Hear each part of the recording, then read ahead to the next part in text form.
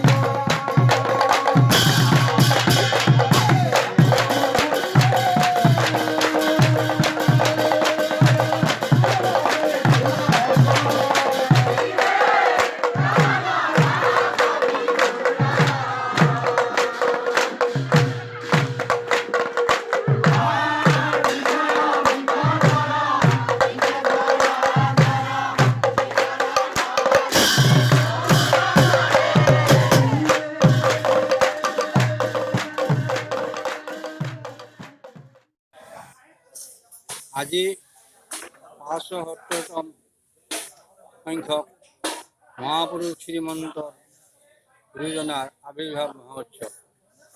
এই মহা উৎসৱত আমি বালাপেট গঞা ৰাইজে আমাৰ ৰাইজ আৰু আইমাতৃ সমস্ত সকলোৱে এতে যোগদান দি ইতিমধ্যে আমাৰ পতাকা উত্তোলন কৰা হৈ গৈছে।